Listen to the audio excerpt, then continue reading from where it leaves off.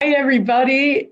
Welcome to this amazing discussion I'm having with my great friend, Dr. Bruce Lipton. We are going to talk about the transformational experience, which is something dear to both our hearts because we've looked at the science of spirituality and transformational beliefs for many years, both of us from different angles, but really complementary angles. And I guess you probably know Dr. Bruce Lipton, who basically really pioneered all of the ideas that we now know about epigenetics, written the biology of belief, spontaneous evolution, and his more recent book, The Honeymoon Effect, which is going to be something we're going to be diving into. And me, Lynne McTaggart, I'm the author of 7 books, and the last 4 are in this area: The Field, The Intention Experiment, The Bond, and my latest book, The Power of 8. So welcome, everybody. And Dr. Bruce, so great to spend time with you. I am so excited to be here with you, Lynn, and that very wonderful audience that's out there, because if they're watching us, almost by definition, they represent cultural creatives, people that are looking for answers to how are we going to get through all of this, and the answers are not in the box. And here we are outside the box having an opportunity to shine light on ideas that the general media ignores. And unfortunately, as you've been working on for years, Lynn, how the medical community has been manipulated by pharmaceutical industry and stuff like that, taking away our power at a time when we need all the power we can get. It's time to wake up. And so I'm really thankful for having the opportunity to be with you on this broadcast. Well, thank you, Bruce. I mean, on that note, we're going to be talking about spiritual matters, but on the whole thing of medical repression, I mean, one of the most shocking things that has happened more recently is that Google has changed its algorithms so that organizations like my other organization, What Doctors Don't Tell You, that used to have very high rankings in Google, they've changed it now that so that all alternative medicine sites basically disappear from page 1 to maybe page 45. And it's not surprising why they do it. Google has purchased two pharmaceutical companies and is now looking for patients to do drug testing.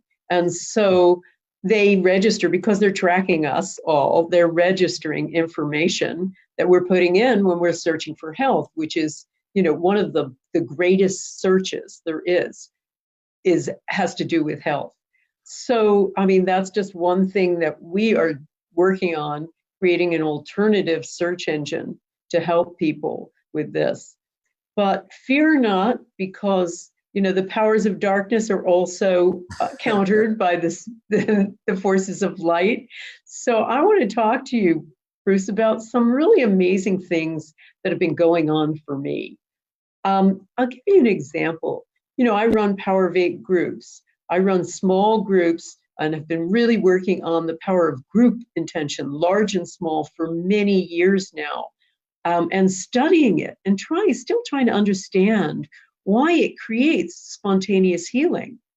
I'll give you an example. I was at a conference a few months ago doing a talk, a conference you've attended before in London, conference for consciousness and human evolution. And at the end of my talk, I put people in Power of 8 groups. And there was a woman in the group who was paralyzed from the neck down, and she was in a motorized wheelchair, Maya.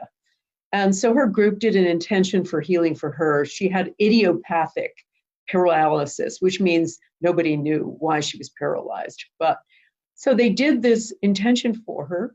And afterward, I asked the audience, so has anyone experienced anything? And we had lots of raised hands with people saying all sorts of things. But the thing that shocked everybody was when Maya stood up and turned around and talked to everybody. Wow. I mean, I was just flabbergasted, and so was the audience. I've seen healing in my life with my Power of 8 groups, but this probably topped it. So I've been looking at that state that creates personal healing, that mobilizes the body to do that kind of extraordinary, immediate, spontaneous healing. And I just wonder if you have some views on that, because I know you've talked a lot about the honeymoon effect. Well, yeah, the honeymoon effect for most people is almost like spontaneous healing of their life. They could have been blah, blah, blah every day of their life. And then they meet that special person. And 24 hours later, they're experiencing heaven on earth, a honeymoon, everything's so beautiful and everything. It's like, well, 24 hours, your whole life switched. And all of a sudden you have this whole new life. It's exactly the same kind of thing you're talking about in regard to the healing that you describe in the groups of 8. And it's really important for us to understand something. So I think the first thing I should start with is a basic fact of science, which I can tell you about. It'll be great in your conscious mind, but I really need it to go deeper into your subconscious program. And that is simply this. There is no science on planet Earth that has been tested more or verified more or found to be more truthful than quantum physics. Quantum physics is the science. Physics is mechanisms of how the universe works. And the relevance about that is, I don't care if you're doing biology, chemistry, psychology, all that. If you don't understand quantum physics first, all the rest doesn't make any sense because it's the basic mechanisms of life. Now, when I say this, of course, it's just hard to imagine, but I need you to understand it's not imagine, it's real. That, first of all, quantum physics recognizes something very, very important, and that is this. Consciousness is creating our life experience. And the relevance about that is very clean and simple, and that is if you change consciousness, then you change life experience. Okay, and the thing we have to also recognize, because it really ties into the 8 and the community at large, is there's a belief, of course, that our consciousness is built inside our head. I put wires on my head called electroencephalograph. I can read brain activity, and everybody, yeah, that's going on inside your head. And I go, there's a new device that reads brain activity. It's called magnetoencephalograph, not electroencephalograph. It reads brain function in the head. I go, yeah, but what's unique? And it goes, the probe does not touch the body. The probe is out here. And you go, well, what's the relevance of that? I go, my God, your thoughts are not contained in your head. Your thoughts are broadcast into the field. Why? I can read them out here. And so all of a sudden it says, well, so what? And I go, well, this is what quantum physics' primary principle is. Consciousness is creating our life experience. So our thoughts affect us on the inside for sure. That's biology stuff. But that our thoughts are broadcast into the field, which is the energy that we live in. It basically says then you're altering the outside as well as the inside. You're involved with both. And this is why the quantum physics understanding of our creative character. Now, I say this and I go, okay, look, first of all, there is no such thing as matter. That really blows people right away because look, we're looking at each other. We, wherever you are, you're sitting, standing, talking, physical. Look physical. I go, illusion, biggest illusion in the whole universe, because an atom is not made out of physical particles. Oh, you got electrons and protons and neutrons. I go, yeah, but they opened those up. And what do they find? Quarks, little smaller things inside. And then I say, yeah, but then they went, what's inside that quark? Energy vortex. There's nothing physical. It's not a particle. It's an energy vortex, a nano tornado, which is a force field. And I go, so wait a minute. So the atom is made out of energy? Fact. Not a suggestion. Fact. It's not matter. And I said, well, how come I could see that beautiful Lynn on the screen over there if she's just energy? Because we all know energy is invisible. I go, fact. Photons of light come from the source, and they're like beams of photons coming at you. And when they hit the energy body, the photons are reflected back. So you're not seeing the body. What you're seeing is a reflection of photons coming off the surface. The joke, which is not a joke exactly, well, you can't see me if the lights are off. And it's basically why. Because no photons are being expressed. And then I'll give you a second backup about our energy buildup. And that is this. Scan technologies like CAT scans, MRI scans, and all that, they don't read light. They read energy. I go, why is it relevant? Well, if you see a CAT scan, you can see all the muscles, all the bones, all the organs, and all that. I say, you see them. A scan is going through the body. It's not a light looking in the body. It's an energy profile. I say, well, so what you see on a CAT scan screen is not physical. It's an energy. And I said, well, all the parts of the body, they're units of energy. And then you go, okay, last piece to tie this into Lynne's beautiful work, and that is this. There are no borders in energy. If I talk about physical things, I say, oh, look, my left and my right hand. Oh, look, I can separate them. I can now talk about my left hand. It's different than this. I go, that's an illusion. Why? Energy has no borders. Energy is miscible. It mixes. There's energy. It's just an aquarium of energy that we're in.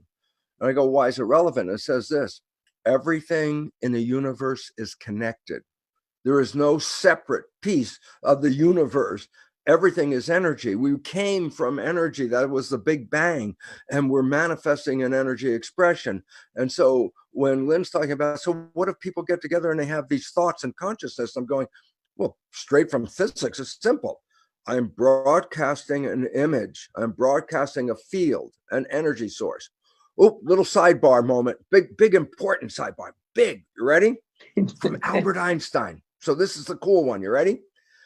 The field, of which we know Lynne is talking about, the field is the sole governing agency of the particle. That is the fundamental belief in quantum physics. It's not a belief, it's a fundamental fact of quantum physics. The energy field shapes what we perceive as particles. And I go, why is it relevant? I said, well, what's the definition of field? Oh, invisible forces that influence the physical world. I go, that's the definition of field. I go, what's the definition of spirit? Invisible forces that influence the physical world. Quantum physics is providing a scientific foundation for what spiritualists thousands of years ago knew about already. We ignored it because in the world of our conventional training, which all of us, including myself and even my dear friend Lynne, our conventional training is, oh, the universe is made out of matter and energy, two separate things. Well, that's Newtonian. Quantum physics in 1925 goes, nope, not two separate things. Everything is energy. And therefore, a field of energy affects a body of energy. And now all of a sudden it goes, well, then this isn't mystical. I go, it has nothing to do with mysticism. This is totally hardcore, most valid science, quantum mechanics, that our thoughts are shaping our life experiences. That's the principle of quantum physics. And then it says, well, then our thoughts are not just shaping in here, but if we're altering outside, then I say, then what happens if a group of people get together and share thoughts? And I go, what? Here's an interesting fact. Consider the brain as a tuning fork. Why? Because as it's working, the vibrations are not left inside, but they're all over the place. I go, great. And then I go, well, what else? I go, if each of us is a tuning fork, then we have the power of my tuning fork is X. And I go, well, the power of Lynne's tuning fork is X, and the power of your tuning fork is X. I say, well, what does that mean? I say, if you get enough people to share the same vibration, the amplitude or power of that field is enhanced greatly. And so guess what? The culture that we live in is programmed belief systems. And we are creating based on what? A belief that came in, and then our ability to broadcast our response in that field. And I go, so what's the relevance? I said, well, Lynne's been talking about this for years. I've been talking about this for years. And it's time for waking up. And the waking up part is this: we are not physical entities. We're all connected. We're all energy. Your thoughts make a difference in our world because your thoughts are broadcast into the field. And if you get a number of people to be in harmony with your thoughts, then that power of that field increases because each of us has a power. But when they start adding together, they amplify each other. And so collective thought will manifest a collective reality. And Absolutely. the idea is, well, yeah.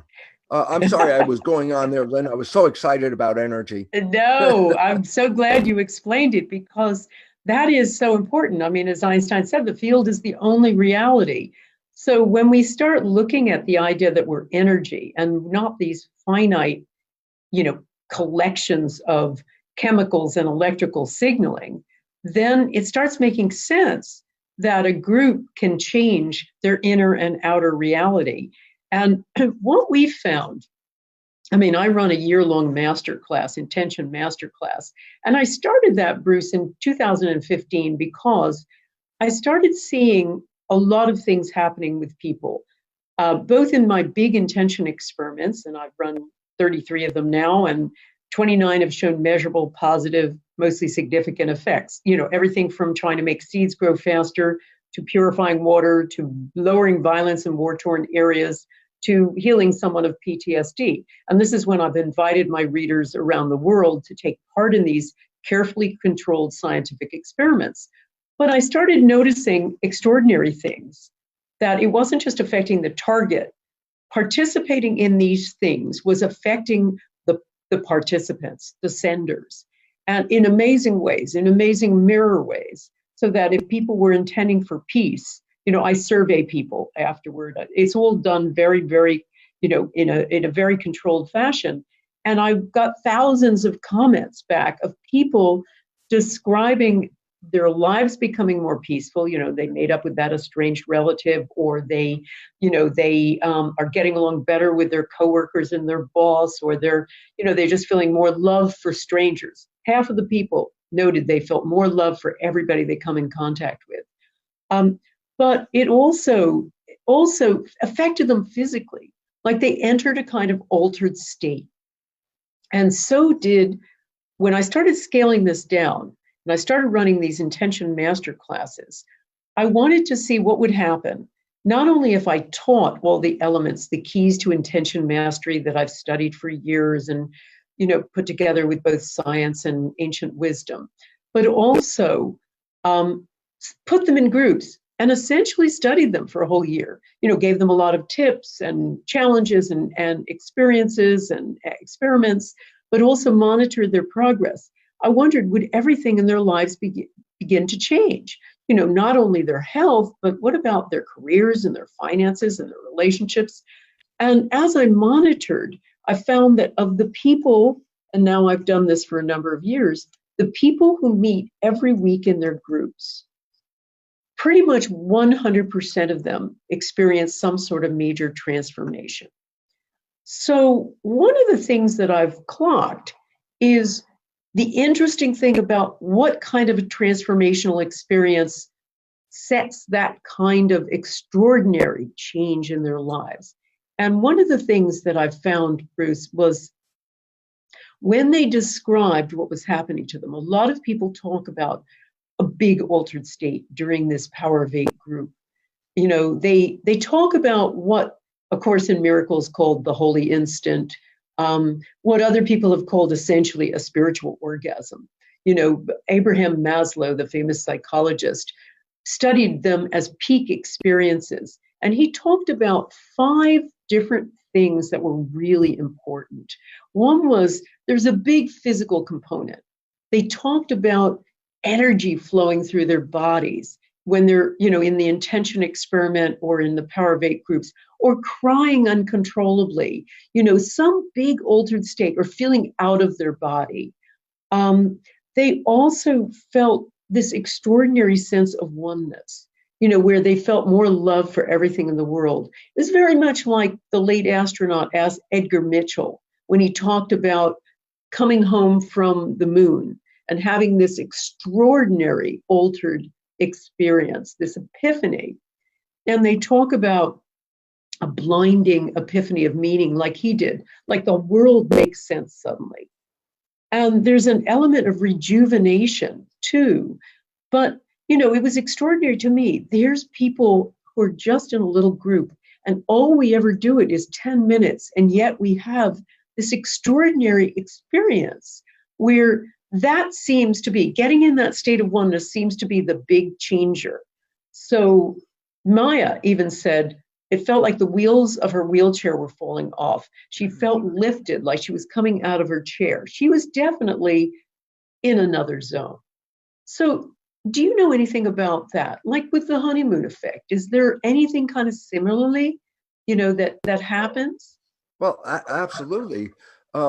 to really set the stage for that, let me make an important assumption. Well, it's not an assumption, a fact.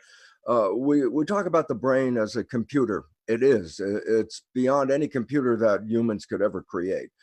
Which a little sidebar there. I always love it because we always think, well, we're so smart, and everything less than humans has less and less and less intelligence. You know, like, okay, a dog's intelligent, but not as much, and then a snail, it's got a little tiny intelligence, and a cell, what kind of intelligence? I go, cells created us.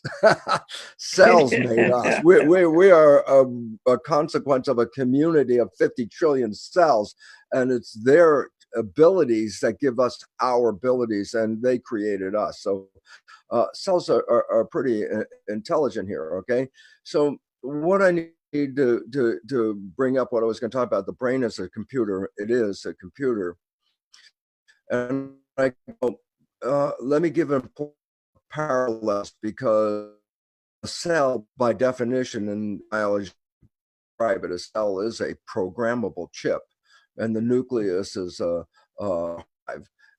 We used to think read only. That meant whatever your genes are, that's your life. Our understanding today, I can my genes just by change.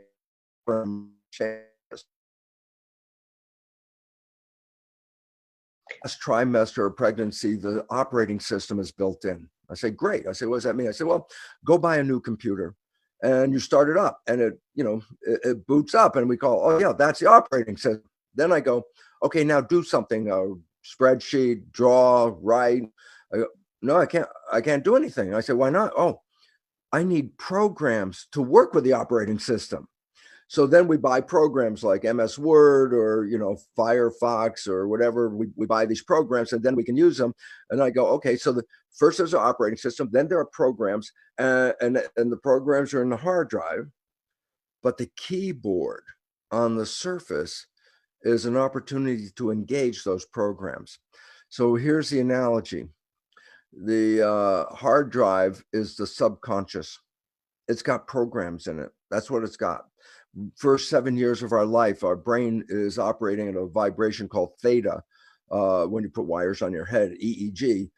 Theta is just below consciousness. So a child for the first 7 years isn't really in consciousness, it's in theta. Theta is like imagination and character, and that's how kids have like a ride a broom and it's a horse. And to them, it really is a horse in their consciousness when they're riding that broom. Or I always love it, the tea party, where you pour nothing into the cup, you drink the nothing and go, oh, wow, that was the best tea we ever had. And I go, that's theta. But theta is hypnosis. I say, so why is it relevant? Because I say the last trimester of pregnancy and first 7 years, the brain of a human is primarily in theta. And I say, what relevance? Programming. It's like a video recorder. I say, how does it get programs? I say, it observes mother, father, community, siblings. It watches them, and in a recording state of theta, they download their behavior into you. So that's how you got your programs. Because the whole idea is this: if you're going to be functional in a family or functional in a community, there are a lot of rules, thousands of rules of behavior. I think, teach an infant, okay, here's a 2-year-old, sit down, listen, I need to give you a few thousand rules here. And it's like, well, obviously that doesn't work. But nature created theta, a record mechanism that download the program by observing the parents, the teachers, more or less. I go, so the programs that we get in the first 7 years did not come from us. They came from our family and our community. And I go, then what? I say, after age 7, consciousness kicks in. I go, oh, now you can use the keyboard. You can call up a program and you can have behavior and all that kind of stuff. So I go, okay, so we have a hard drive with fixed programs. A conscious mind is operating the keyboard, so I can, open up the programs and I could use the programs. That's what conscious mind's all about. So now I go back and go, very important part then. The conscious mind and the subconscious mind have two different functions and learn, and this is a problem, learn in different ways. So I say, yep, subconscious we talked about. Its function is to record behavior, experiences. A lot of people think it's the negative part, and I go, no, the subconscious is just a device that records behavior. The behaviors could be good, the behaviors could be bad, but the subconscious is great. Great, yeah. Well, when did you learn how to walk? Before two? Are you still walking? Well, great. You have a subconscious mind. That's the whole idea of it. It can take complex programs and run them for us because conscious mind's not that big a processor. So I say, okay, so what's happening? First 7 years, you get programs, but they're not from you. They're programs by observing the people around you. And then after age 7, you become conscious. Now, the conscious being creative is really great. Except here's the issue, and this is the fundamental issue of the planet that we're working on right now, and it's simply based on this. Conscious mind not only can operate the keyboard, but conscious mind can think. I go, what do you mean? I go, okay, so I'll ask you right now. I say, what are you doing on Sunday? Now, I ask that question with the idea that you don't have it written down and right in front of you right now. So I say, what are you doing on Sunday? I said, well, where are you going to get the answer from? Because you can tell me. I said, where did you get the answer from? Oh, I went inside my head and I thought, what am I doing on Sunday? And the images showed up and I go, oh, yeah, this is what I'm doing. I go, but here's the point. When the conscious mind goes in to think, it stops paying attention to what's going on the outside. I go, what does that mean? I go, we're not paying attention because thinking takes your attention, puts it on the inside. I said, well, what if you're driving the car and you have a thought? I go, no problem. You go, why? Subconscious mind is autopilot. It'll take over the control. It's 1,000,000 times more powerful than the conscious mind. So it's a supercomputer. And I go, so what? I said, well, that's the one that knows how to drive. That's the one that knows how to talk. That's the one that knows how to walk. All of these behaviors that we downloaded, I don't have to think about them. They're automatic. So subconscious, when my conscious mind is thinking, my subconscious mind takes over, autopilot drives my biology. Problem. The subconscious mind's got programs, and when it takes over, it's going to run the program. I said, yeah, but what programs did I have? I said, not yours. Programs from other people. So when you are thinking, you're not running your biology. When you are thinking, the subconscious mind is running your biology. And I go, what's the relevance? I said, well, first of all, because you're thinking, you don't even see your behavior. You don't see it. Why? It's automatic. It's working. You drove the car. You could be in a conversation with a passenger and blah, blah, blah, blah, blah, blah, blah. And then 5 minutes later, you look out the window and go, ooh, I didn't pay attention to the road for the last 5 minutes. I go, oh, you're still here. You're still driving. Subconscious took over. But you want, here's the key. You ready? During that 5 minutes while you were in the conversation, the car was driving, I say, tell me what was on the road. And you go, I have no idea what was on the road. I go, why? You weren't paying attention. Subconscious was paying attention. Conscious mind had no vision of what was going on. So then all of a sudden I say, okay, now the biggest problem in the world that Lynne has been helping us with is this. Science has recognized that we are thinking over 95% of our day. What does that mean? Well, if you're thinking, then conscious mind is not running the show 95% of the day. I said, well, then who's running the show? And I go, you got programs. That's what they run them automatically. So a story that I've told audiences for 32 years, because it's the best story and I haven't found a better one, is you have a friend, you know your friend's behavior very, very well. You know your friend's parent. And one day you see your friend has the exact same behavior as their parent. Well, this excites you. You want to tell your friend, you go, hey, Bill, you're just like your dad. And I say, back away from Bill. The moment you say that, Bill is going to go, how can you compare me to my dad? I'm nothing like my dad. And we'll rant like that. And most people are very familiar with it. I said, most profound story in the entire world right now. Why?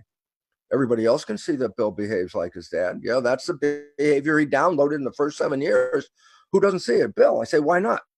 Because when he's thinking, he doesn't observe the automatic behavior from the program that he downloaded from his dad.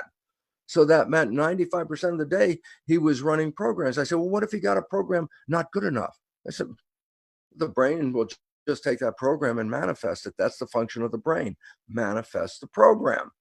And all of a sudden they go, wow, what does that mean? I say, I am not in control of my life 95% of the day, nor are you. Why? Because we are all programmed. That was the only way to get the computer off the ground. You had to have the program. And then the story that Lynn was bringing up was, well, how can things just change?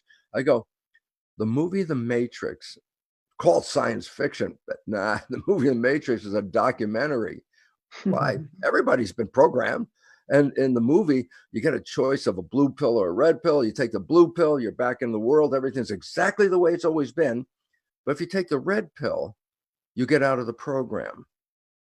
What Lynn is talking about is that when you switch your consciousness and stop thinking for that moment and start being present, that's called being mindful, staying in the present moment. Guess what? No autopilot. You're the pilot. And what did you create? The moment you let go of the program, what you wanted. And this is what the honeymoon effect is all about. You went blah, blah, blah, blah your whole life. Then you meet this person. Guess what? You stop thinking. Why? You've been waiting for this person your whole life. They're in front of you. What do you want to think for? You want to be here. And so in that moment, you stop playing the program. And for that next little bit of time, you are running your life with what? Wishes and desires, conscious mind. I go, well, what'd you end up with? Honeymoon. Not an accident. It was the result of you for the first time in your life, taking the control, putting your hands on it, not thinking, but staying present. And that meant then you are controlling the vehicle with your wishes and desires. When you are thinking, your hands are off the wheel, you're on auto program. And I say, but what about those programs? I go, psychologists have revealed that 70% or more of the downloaded programs that we get between 0 and 7 are disempowering, self-sabotaging, and limiting beliefs. And that basically says, and that's what's running your life 95% of the day until you stay mindful, until you become conscious, till you open up to the field, until you put a different way of believing and thinking in. Then you can take back the control. But the moment you start thinking, you'll revert right back to whatever the program is. So this is what's important in Lynn's work to understand. Well, that's so interesting because it's what we experience. I mean, first of all, what we documented, that there is a turning off of the parts of the brain that are involved with thinking. Like you, I don't believe thoughts are locked inside our heads. I think the brain is much more like a antenna receiver. It's transmitting, it's receiving, and it's not a repository of information, but it's of course involved. And what they find, we did brainwave studies on people during Power of 8 groups, and these were just student volunteers. We set up seven groups working with Life University. You know it well, the largest chiropractic university in the world. So they did, and they found that very soon after getting into these groups, there was a big lowering of the parietal lobes, the activity, which is, they sit right here and they help us determine what's us and what's not us. And also the parts of the brain in the right frontal lobes, particularly involved in worry, doubt, negativity, all that self-sabotaging stuff you were talking about, Bruce. And they get turned way down. And what they found, the scientists who were studying this with me, the neuroscientists, thought we were going to see something just like meditation. The brainwave studies were nothing like that.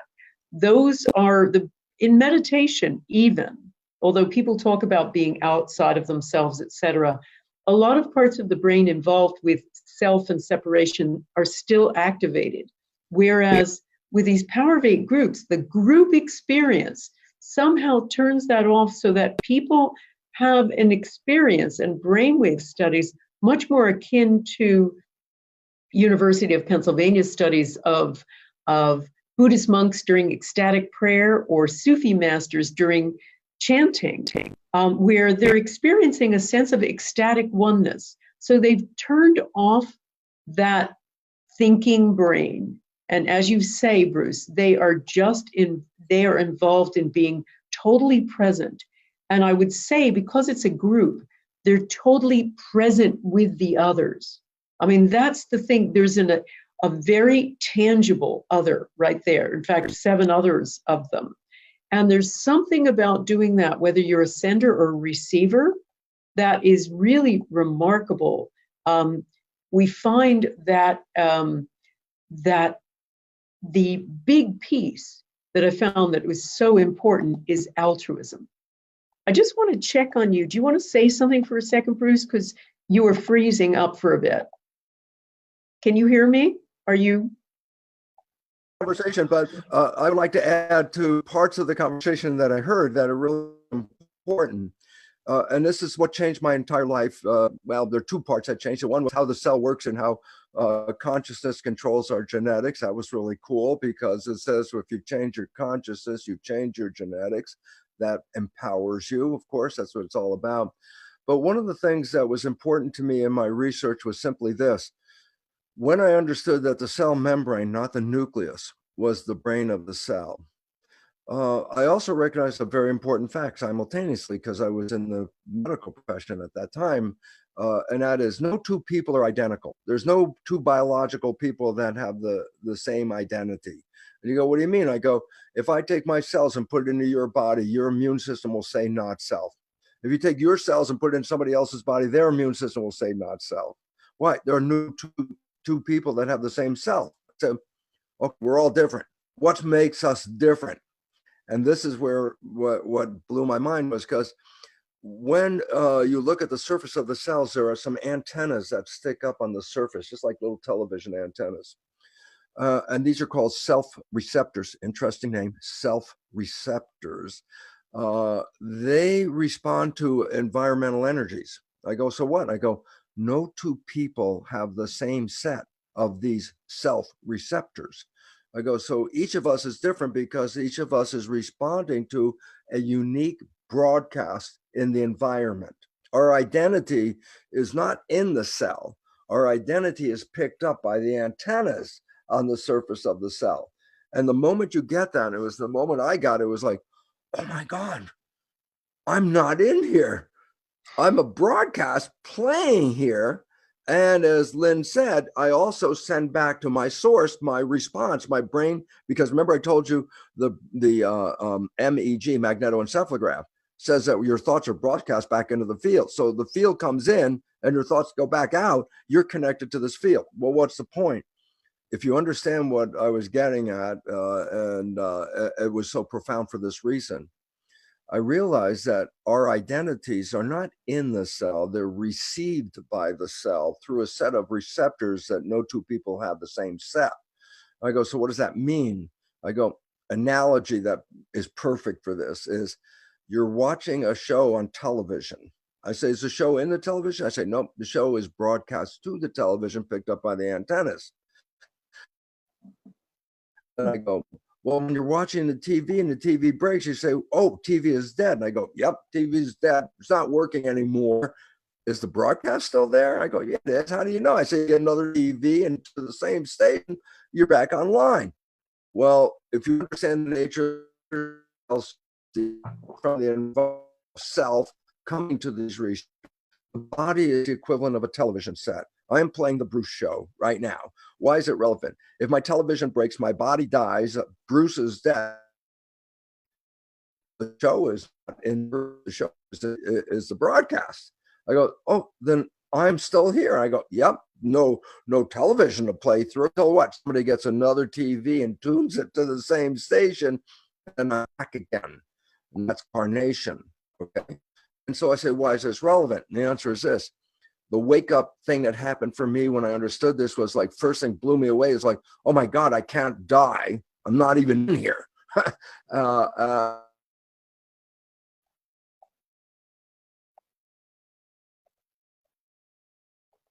One field of energy.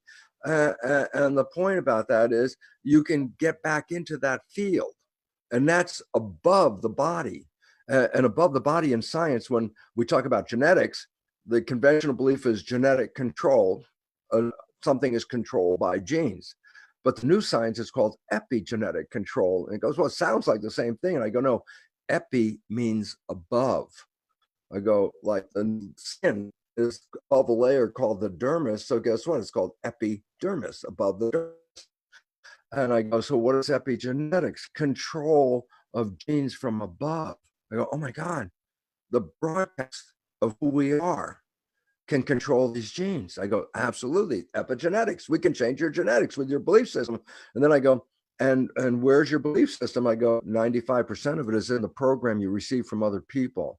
And those beliefs are so limiting and self-sabotaging, such as health is under the control of a doctor or a professional. I go, no, health is under your control, but you gave up the control when you were an infant during programming. I said, what does that mean? I go, well, most people, when they grew up as kids, when they got sick, oh, it's time to go to the doctor.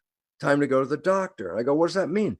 As a 7-year-old and under, that's a program because it's being downloaded.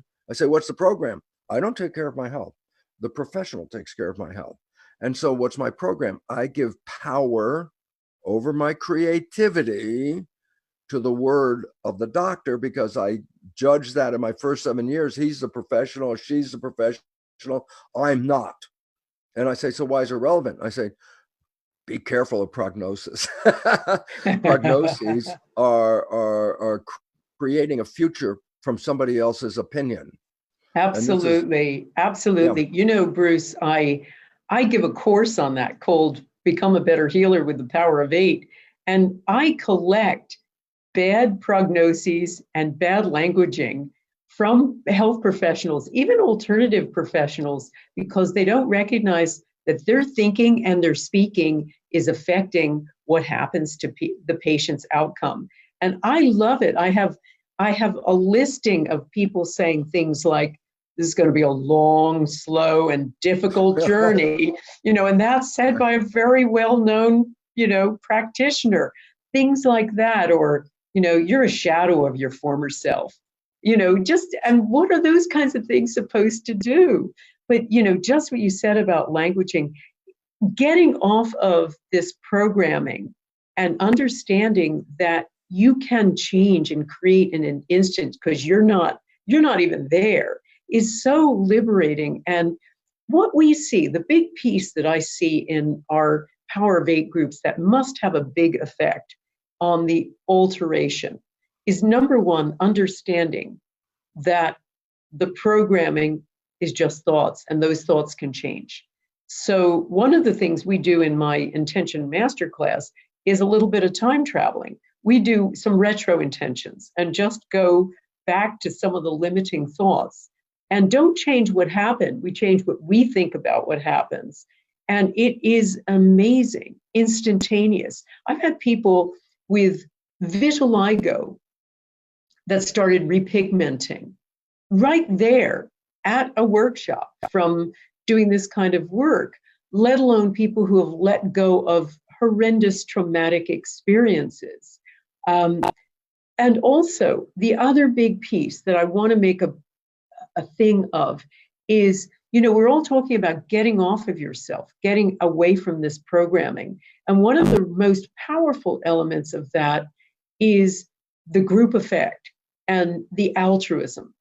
One of the things that I found that seems to be behind the success of these groups is the fact that people have a group of strangers intending for them.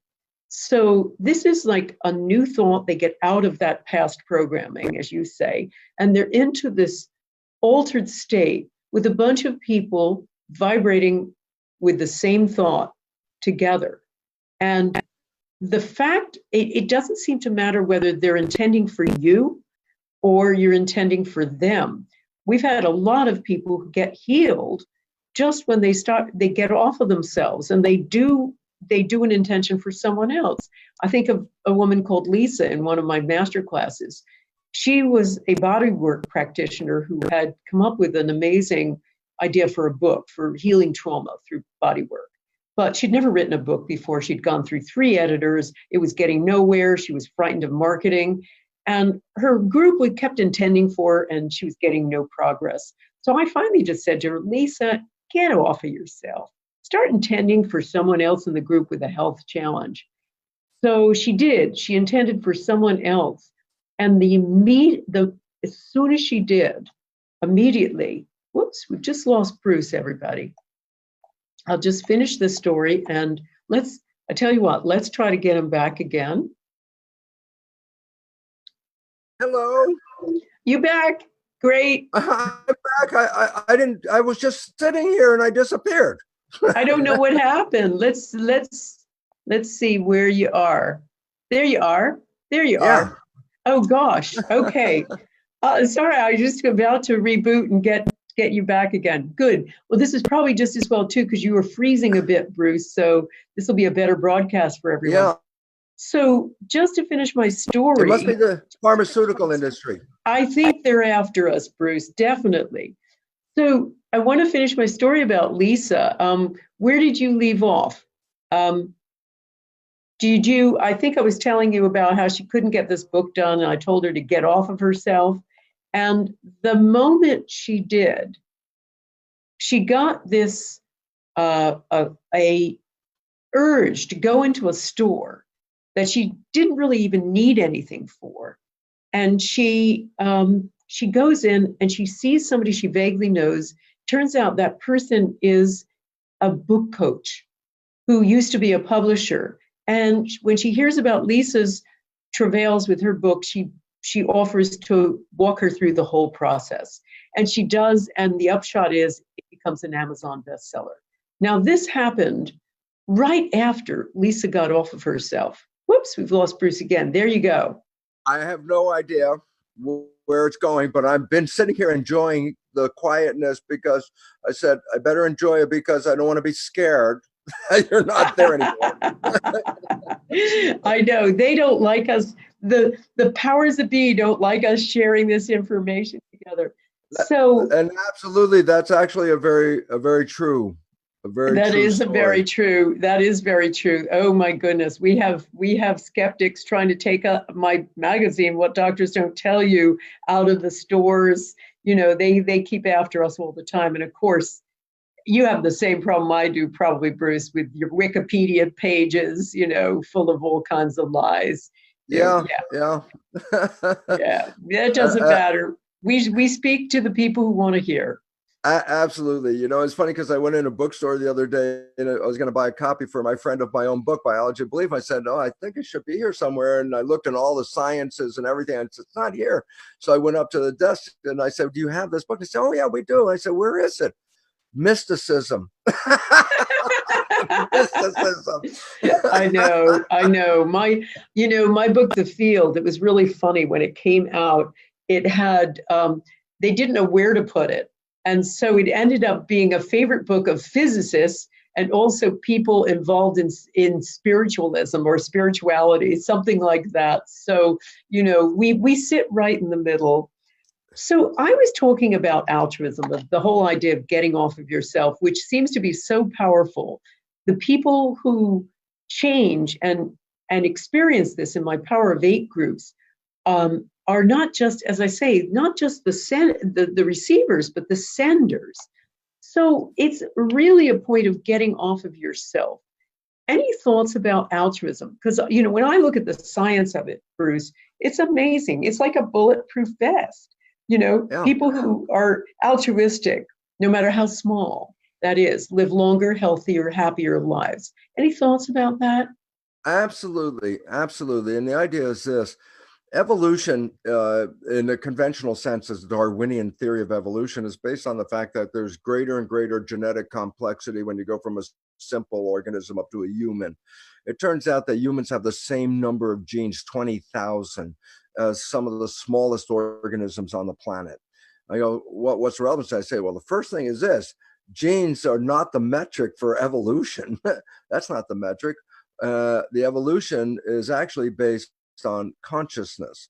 And as we expand our consciousness, this is what evolution is about. But consciousness is a shared reality because, as we talked about, your thoughts and your consciousness are not in here, they're out in the field, and therefore influenced by all the other fields that are out there at the same time. And once we understand this, then we have an opportunity to focus on the fields that we want to be in, not the other ones. That's like interesting. It's like a lot of people say, well, let's go into the world and fight the bad guys and change the world. I go, no, don't waste your energy.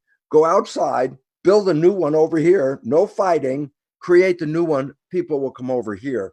And so this is what, we've been involved with, you and I, 20, 30 years of doing this work. And altruism is a real important part, because if you look at evolution, it's two phases, that one after the other, and then a hierarchy. So it's two phases and then a hierarchy of these phases. Phase one, make the smartest individual organism. So you make the smartest bacterium.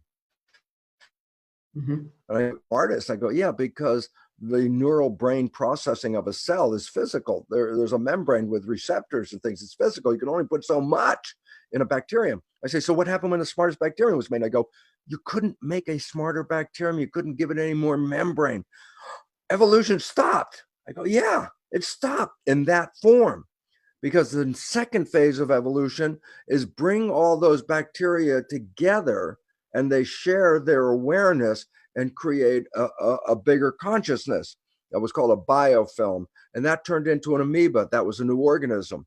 And I said, well, even the amoeba grew to a certain size of membrane, couldn't add any more. So the amoeba couldn't get smarter, single individual one. Then what happened? Amoebas came together in communities. Like, we're made out of 50 trillion amoebas. That's who we are. And then we're the new organism. And then we maximized our intelligence. Why? The skull can only hold so much brain.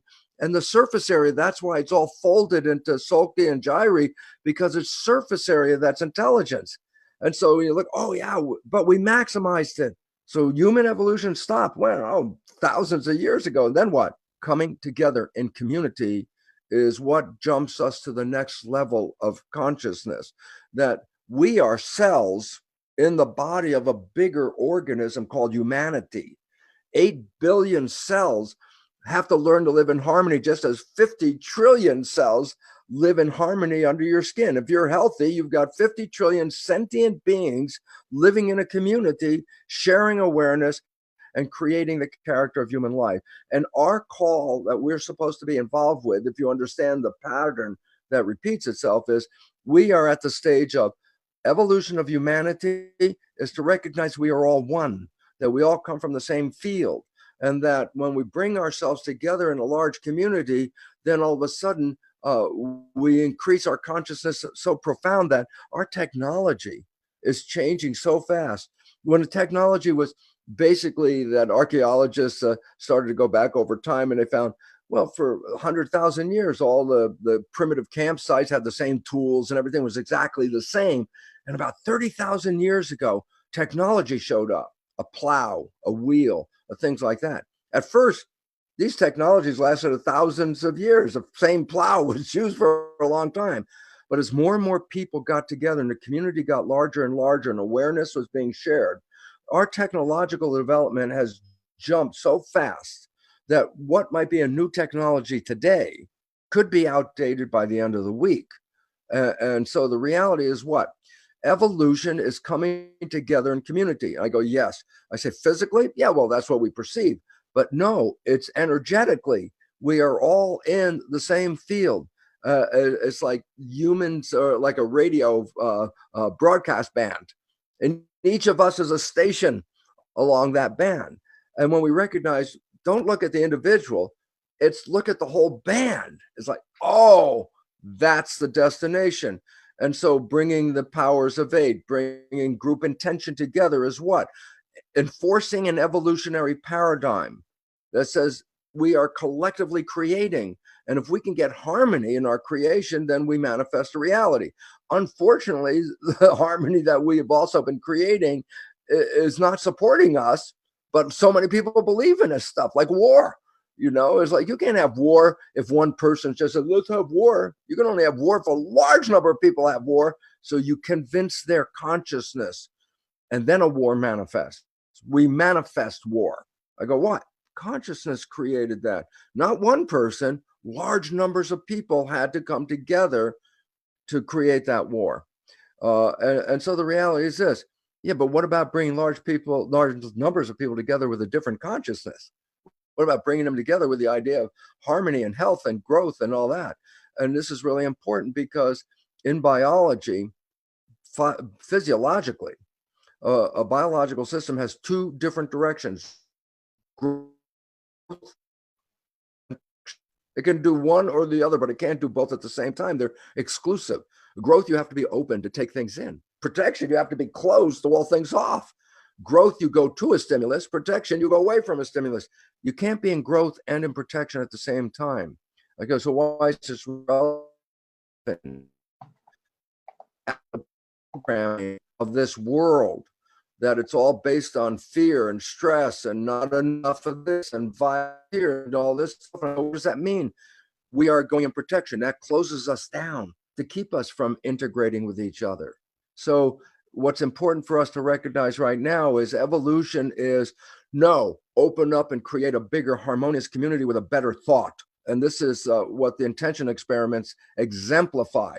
Let's have a better thought, put us in a community and watch it manifest. Well, what if 8 billion people had that better thought? And the answer is planet Earth is heaven. That's what we can't create. And I'm so glad to be here. Absolutely.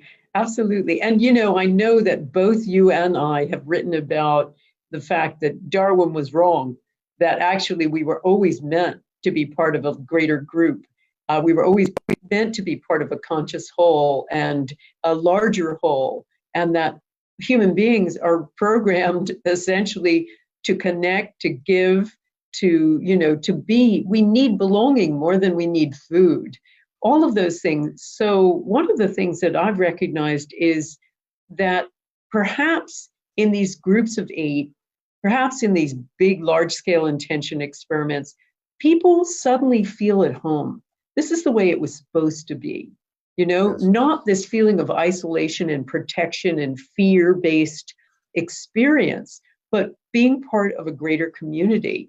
And I see it with my intention experiments. I mean, we ran one not long ago where I used equipment from a studio where we could beam into different locations, and we put cameras in 8 different Arab cities, in 8 different conference rooms. And the 9th camera was filled with an audience of Israeli Jews.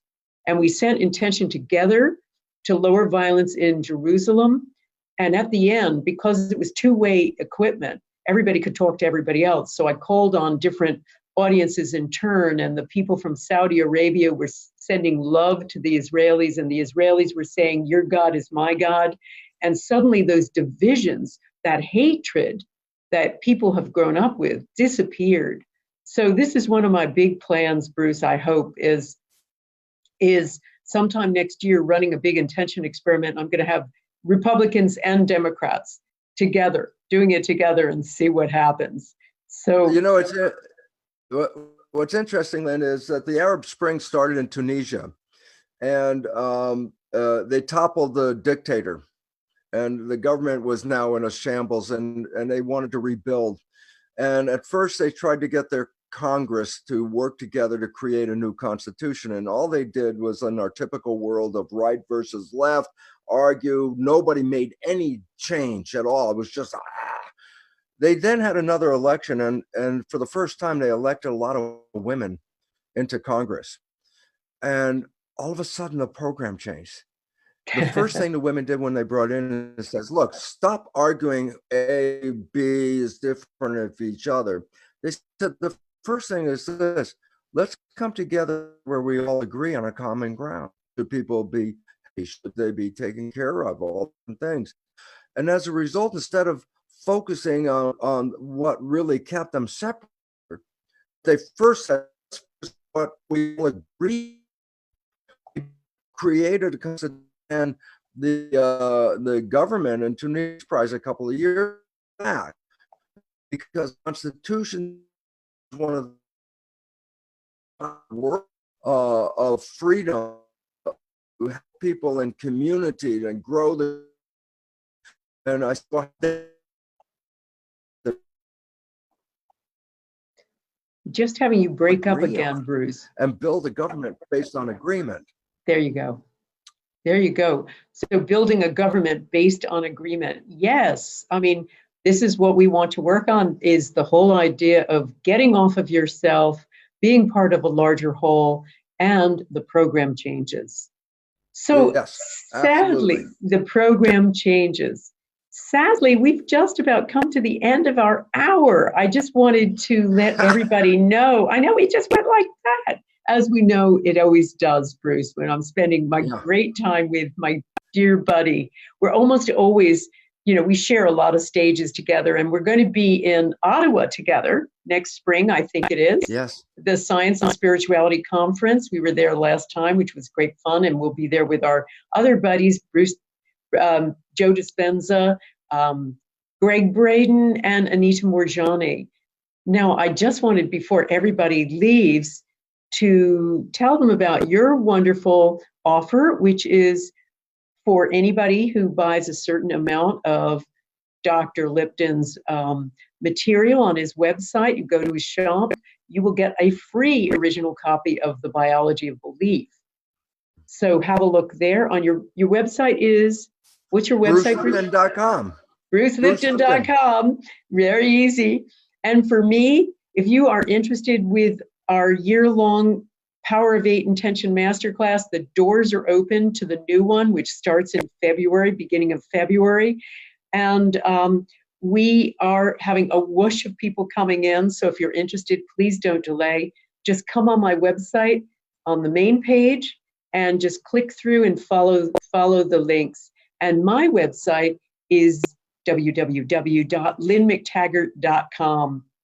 So, Bruce, it was so great as always. And this just flew by. We could talk for hours, I'm sure. Well, there's a great amount of harmony from two different directions coming together to emphasize the exact same reality that we're all facing. And I'm so excited by it because between us, how many years we've been doing this. And if we go back, and in my particular case, go back to the early days, like trying to get a few people to come into the room. And today have thousands of people come into the room is a great reflection, because it says that people are now saying, okay, there's another way, and we've been on the wrong track. And that track is taking us into destruction. It's actually the sixth mass extinction of life created by us and our own behavior. We're killing ourselves. And so it's wake up time. We got to wake up, because this extinction is not 1,000 years from now. It's in decades. And so I'm so glad you're out there, because with people like you out there, I don't feel so alone as well, going out there and talking, because I say, look at all my friends here, such as Lynn. We're all coming from different places, but we all have the same destiny. We do. And it is so great to be part of this amazing community and to be working with change makers like you, Bruce. And yeah, the big thing people have to understand, and I guess what we talk about is, look, a lot of what we think about has to do with the wrong paradigm and the way we behave. And that paradigm is based on science. But one thing you must understand is science is just a story. And new chapters supplant the old chapters that have been there before. And Bruce is one of those people, and my work and Greg Braden's, etc., are one of those people who is trying to change the story. So do listen into both of us. Thank you guys for listening. Thank you, Bruce, for being part of this. And thanks for everybody for, dealing with our technical challenges, but we got through it. So thanks again, everybody. Take care.